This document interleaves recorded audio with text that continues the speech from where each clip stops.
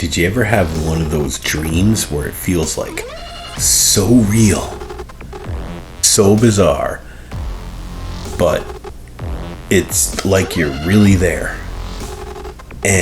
but for whatever reason you just can't wake up to end the horror, to end the confusion? Well, that's this movie. That's Phantasm.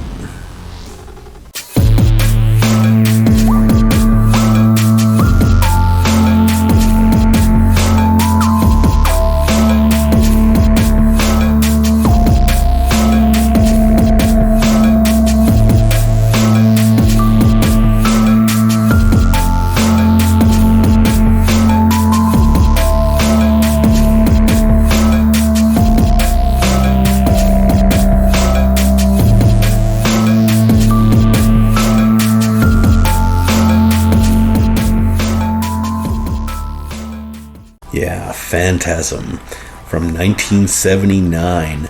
This is a classic movie.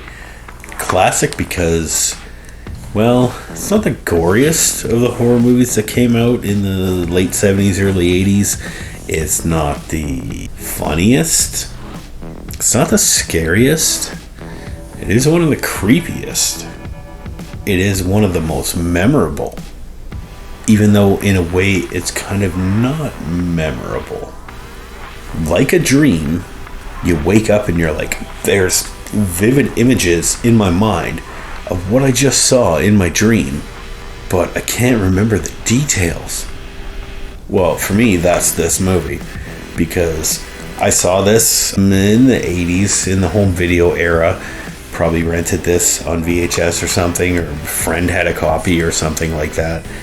And there's certain things that I remember about this movie, like flying, floating death balls.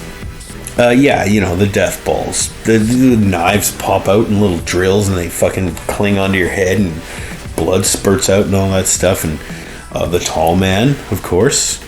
Big, tall, scary-ass dude that it makes for a pretty good horror villain. In the context of the film and the storyline, a lot of shit just don't make sense. But that's the nature of Phantasm. It's like a bad dream. This is a waking nightmare. Are our characters awake? Are they alive? Who's alive? Who's dead? Whose mind is this happening in?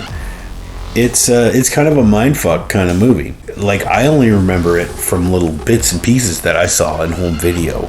Little bits and pieces like things like the death balls, the tall man, the little evil Jawa people.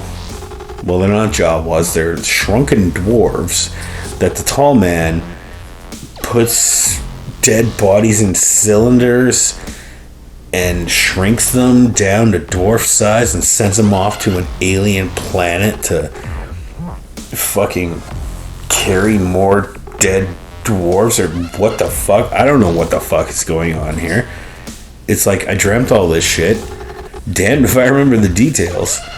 Oh, and there's like the pillars, the silver pillar things, and then you stick your hand through there and your hand is in another dimension or some shit.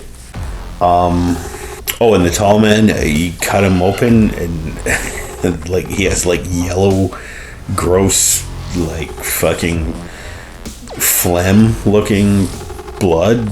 You cut off his finger, you put it in a box and open the box, and then suddenly this little furry bug thing attacks you. What the? And then there's a scene early on in the movie where our protagonist, Mike... Oh, but I haven't told you anything about this movie at all. But you gotta see it. You honestly, you gotta see it. But anyway, in the first part of the movie, our protagonist, Mike, he's like 13, 14 years old, whatever, young teenager kid. He's got an older brother named Jody that looks out for him because apparently their parents are dead. And they got a friend that's an ice cream man. His name is Reggie.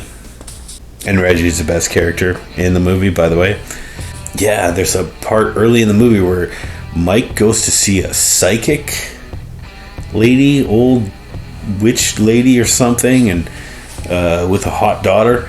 And he sits around the table, and the daughter has to translate for the old lady and says, here, put your hand in this box and tell me if you feel pain and whatever. And totally ripped off of Dune, before there ever was a movie from Dune.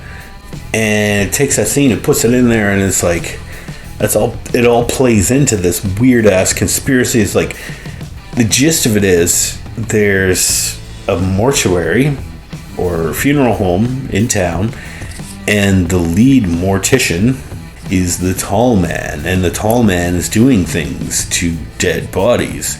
He's somehow reanimating them, shrinking them down to the size of dwarves with some kind of yellow fucking fluid goop stuff. Makes them into Jawa people because he gives them like brown robes just like Jawas, and they run around and they menace people and whatever. Mike and his older brother Jody, who has a badass car, by the way, and their ice cream man friend Reggie, they all go to this mortuary, and they eventually like blow it up or whatever, and they avoid all the fucking floating death balls and almost getting sucked into the evil hell alternate dimension thing or whatever. By the end of it, it's like, well, did this really happen? Did any of this happen? Is this guy actually alive? Is this guy dead? Is this a memory? Is this a dream? Is this a nightmare? I don't know. I don't mean to get all philosophical about it, but that's the gist of the movie right there.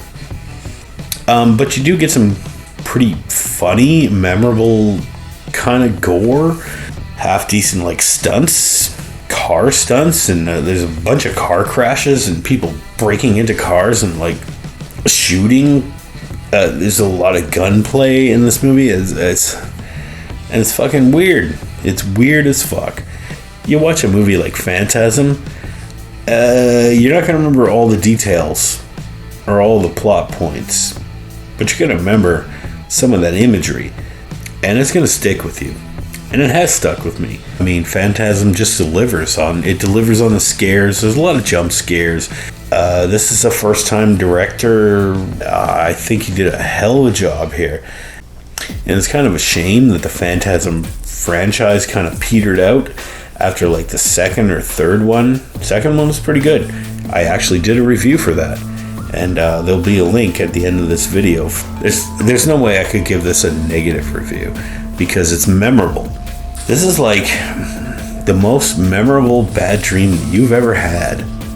More so even than like any of the Nightmare on Elm Street movies, like where it's just like so and so was afraid of bugs, so let's let her fall asleep and dream, and she gets turned into a giant bug, and Freddy kills her that way. Or the meatball thing, you know what I'm talking about. That's cheesy as hell. No, this isn't that cheesy. It's definitely that weird. I'm gonna have to go ahead and give Phantasm 1979, the original, I'm gonna give it an A-. Good scares in the movie. There's good acting in the movie. Good direction, especially from a bunch of amateurs, people you've never heard of. It's convincing in the way that it's like, this is a fucking nightmare dream. We don't know what's real, what's not, and from one scene to the next, it all seems like this is real, or is any of it real? I don't know, but it's real fun. Phantasm gets an A-. Okay, so there's a couple more spooky movies coming up here, and until the next one, happy Halloween, and have a good one, everybody.